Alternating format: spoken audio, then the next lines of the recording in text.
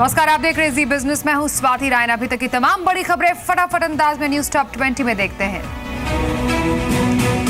रिलायंस, जियो और दूसरे telecom operators में विवाद थमने के बजाय गहराता जा रहा है। रिलायंस के कर्मचारियों का मोबाइल नंबर अब तक जियो में पोर्ट नहीं होने पर विवाद खड़ा हो गया है। कंपनी ने 22 अगस्त को अपने कर्मचारियों को दूसरे नेटवर्क से जियो नेटवर्क पर पोर्टेबिलिटी का निर्देश दिया था, लेकिन दूसरी कंपनियों ने रिलायंस कर्मचारियों की नंबर पोर्टेबिलिटी को खारिज कर दिया। कर्मचारियों के नंबर अब तक पोर्ट नहीं हो पाए हैं, जबकि नंबर पोर्टेबिलिटी में 3 से 7 दिन का वक्त लगता है। मुकेश अंबानी ने कल नंबर पोर्टेबिलिटी में आनाकानी का मुद्दा उठाया था। अंबानी ने कहा था, दूसरी टेलीकॉम कंपनियां नंबर पोर्टिंग में देरी न करें।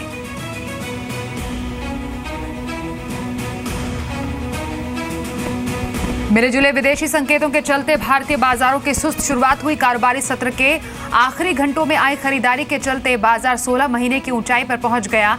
आज के सत्र में निफ्टी ने भी 8,800 के अहम स्तर को पार किया। वहीं मिड कैप और स्मॉल कैप शेयरों में खरीदारी दिखी। सेंसेक्स 109 अंक, निफ्टी 35 अंक की बढ़त के साथ बंद हुए। टायर, इंफ्रा, ऑटो, फार्मा शेयरों में सबसे ज्यादा तेजी रही। हालांकि आईटी शेयरों पर थोड़ा दबाव दिखा।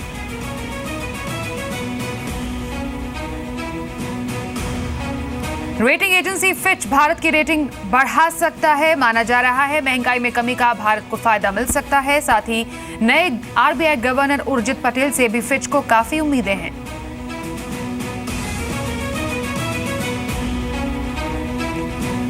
सेबी ने कमोडिटी वायदा में रिस्क मैनेजमेंट के नियमों को कड़ा कर दिया है। नए नियमों के मुताबिक डिफॉल्ट होने की स्थिति में अब पूरी जिम्मेदारी एक्सचेंज की होगी। रेगुलेटर ने शुरुआती मार्जिन को दोगुना कर दिया।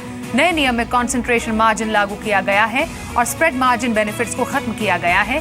सेटलमेंट एंड गारंटी फंड यानी एसजीएफ के लिए 5% की सीमा भी खत्म कर दी गई है।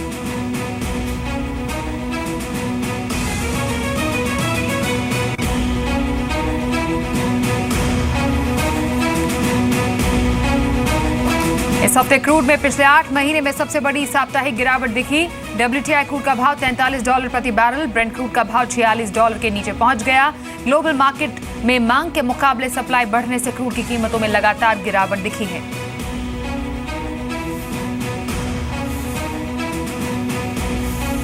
FTIL को MSEI यानी metropolitan stock exchange of India से बड़ा झटका लग सकता है। सूत्रों के मुताबिक FTIL से MSEI 6 महीने के अंदर टेक्नोलॉजी कॉन्ट्रैक्ट खत्म कर सकती है।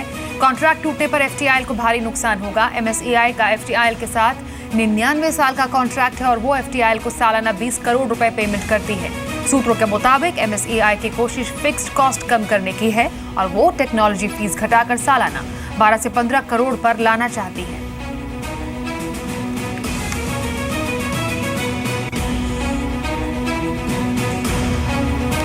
JSPL पर विदेशी देनदारों का शिकंजा बढ़ रहा है। विदेशी देनदारों ने JSPL को 12 सितंबर तक पूरा बकाया चुकाने को कहा। अगर 12 सितंबर तक JSPL बकाया नहीं चुकाता तो उसकी गारंटी जब्त हो सकती है। इसमें हांगकांग की SC लाउई का JSPL पर $15 करोड़ का बकाया बाकी है। मनी बैक या कैशबैक ऑफर्स के जरिए ग्राहकों को फंसाने वाले ऑनलाइन वेबसाइट्स पर सरकार नकेल कसने जा रही है। जी बिजनेस को मिली एक्सक्लूसिव जानकारी के मुताबिक उपभोक्ता मंत्रालय हफ्ते भर में से लेकर निर्देश जारी करेगा। सरकार का इरादा ऑनलाइन शॉपिंग में ऑफर्स को रेगुलेट करने का है, ताकि कैश या मनी बैक के ऑफर्स में पारदर्शिता लाई जा सके।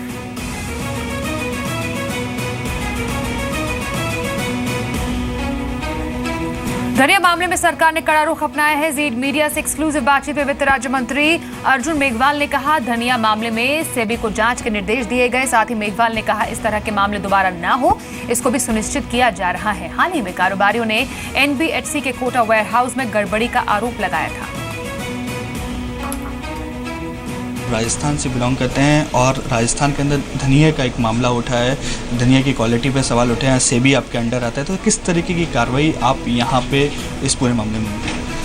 देखिए, जो विषय आया है धनिया वाला, हमने इससे संबंधित जितने भी अधिकार सेबी के हैं उनको कहा है और आगे इस तरह की घटनाएं नहीं हो, और हम इसकी समीक्षा कर रहे हैं और जल्दी आपको रिजल्ट इसको देखने को मिलेगा।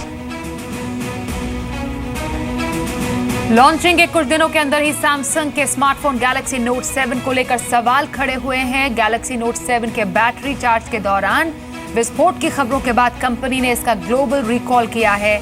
खबरों के बाद दुनिया भर में सैमसंग की छवि को गहरा झटका लगा है।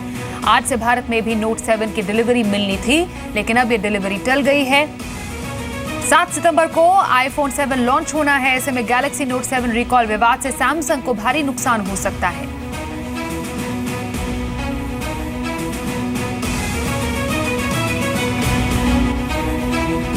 एशिया की दिग्गज theatre operator Wanda cinema PVR में बड़ी हिस्सेदारी खरीद सकती है।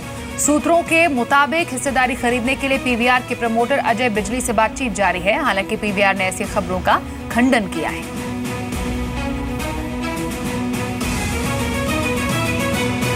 दिल्ली में बिजली संकट गहरा सकता है। अरावली पावर ने बीआरपीएल और बीवाईपीएल को नोटिस भेजकर बिजली सप्लाई बंद करने की धमकी दी है।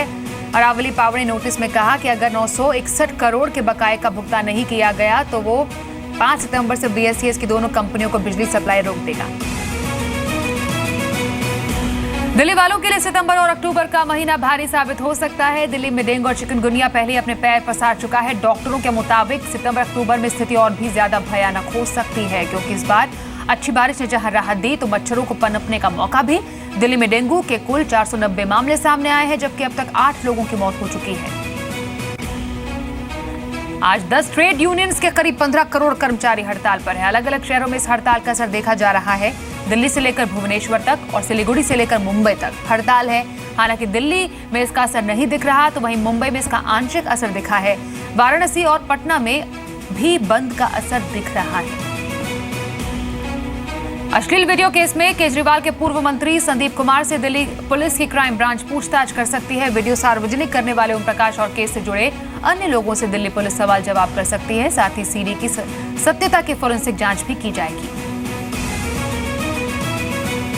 आम आदमी पार्टी के मुख्य प्रवक्ता आशुतोष संदीप कुमार के बचाव में खुलकर सामने आ गए। आशुतोष ने एक लेख लिखकर संदीप कुमार का बचाव किया है। आशुतोष ने ब्लॉग में संदीप कुमार को महात्मा गांधी, पंडित नेहरू और अटल बिहारी वाजपेयी के बराबर खड़ा करने की कोशिश की। आशुतोष ने लिखा, संदीप कुमार ने कुछ भी गलत नहीं किया, उन्होंने किसी महिला से जबरदस्ती नहीं की।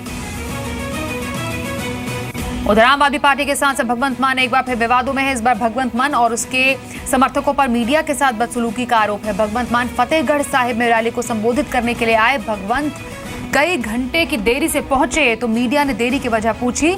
इस पर भगवंत मान और उनके समर्थक भड़क उठे। प्रधानमंत्री नरेंद्र मोदी आज वियतनाम और चीन के दौरे के लिए रवाना होंगे। चीन में होने वाले G20 शिखर सम्मेलन से पहले पीएम एक दिन के दौरे पर वियतनाम जाएंगे। ये किसी भी भारतीय प्रधानमंत्री की पिछले 15 सालों में पहली वियतनाम यात्रा होगी।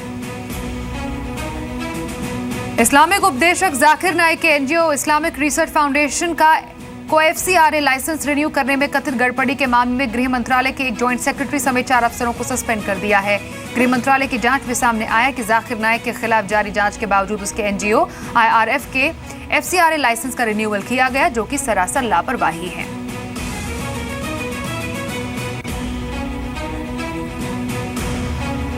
अमेरिका की फ्लोरिडा में केनेडी स्पेस सेंटर में हुए धमाके में फेसबुक का एक कम्युनिकेशन सैटेलाइट तबाह हो गया। धमाका लॉन्च पैड पर हुआ, जहां पर space x company social media networking site Facebook का कम्युनिकेशन सैटेलाइट एक रॉकेट लॉन्च करने जा रही थी। धमाका इतना जबरदस्त था कि इससे कई मील दूर इमारतें तक हिल गई।